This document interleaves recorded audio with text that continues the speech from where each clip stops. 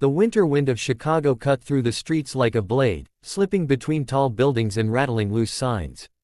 12-year-old Eli Thompson walked carefully along the cracked sidewalk, his breath visible in the cold air. His school backpack hung heavy on his shoulders, stuffed with old books and folded papers. What caught the attention of strangers, though, were his feet. He wore no shoes, only thin, worn socks with holes near the toes. Each step sent a sting through his skin, but Eli kept walking, eyes forward, determined not to stop. Eli lived with his mother and younger sister in a small apartment on the south side of Chicago. The building smelled of damp walls and old paint, but it was home. His father had passed away 3 years earlier after a construction accident, leaving his mother to juggle 2 part-time jobs. Money was always short. Bills came faster than paychecks. When Eli's shoes finally fell apart, there was no extra cash to replace them. His mother promised she would buy new ones soon, but winter had already arrived, and school could not wait. Every morning, Eli left early so fewer people would see him. He avoided the bus because the driver once stared too long at his feet. Walking gave him control. He could move fast, hide his pain, and pretend everything was normal. At school, he kept his feet tucked under his chair, hoping no one would notice. Some kids whispered. Others laughed. A few pointed. Eli focused on his notebooks, his handwriting neat and careful, dreaming of a future where he could take care of his family. His favorite subject was science. Eli loved learning how things worked: bridges, machines, weather systems. He imagined himself becoming an engineer one day, designing buildings strong enough to survive storms and time. Teachers noticed his talent, especially Ms. Carter, who saw something deeper than grades. She noticed how Eli never joined recess games and how he flinched when the classroom heater shut off.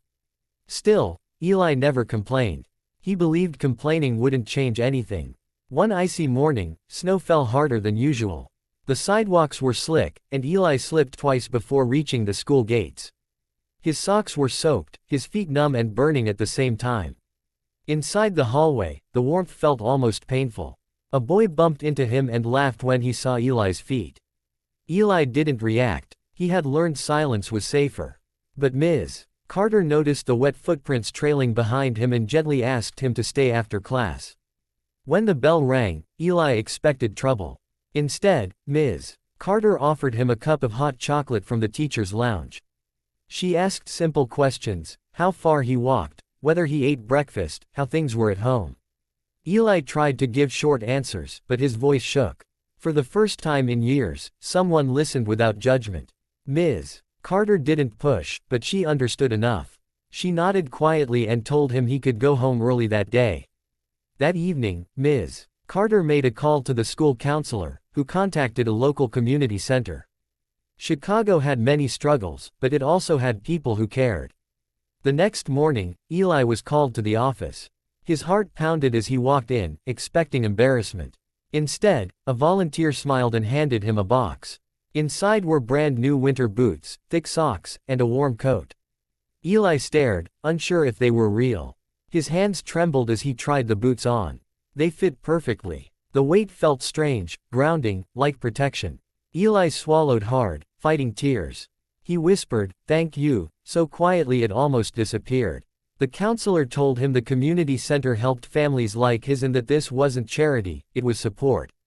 Eli walked back to class differently that day.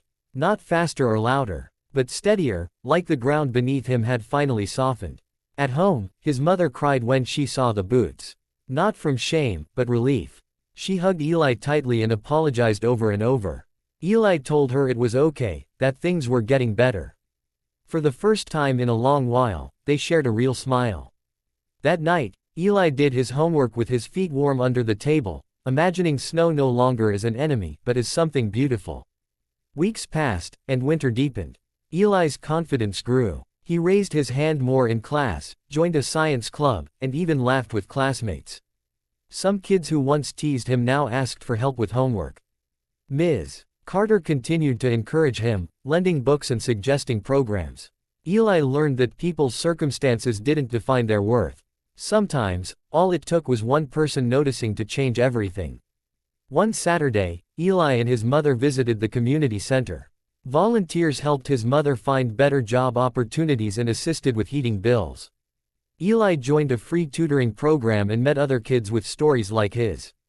He realized he wasn't alone. Chicago was full of quiet struggles hidden behind closed doors, but it was also full of kindness waiting to be unlocked. Years later, Eli would walk across the same Chicago streets wearing polished shoes and carrying a college acceptance letter. He would remember the cold pavement, the silence, and the pain, and also the moment someone cared enough to act. That memory would shape him more than any hardship. He knew now that strength wasn't just about enduring suffering, it was about lifting others when they couldn't walk alone. The boy who once walked barefoot to school grew into a man who built bridges, not just of steel and concrete, but of compassion.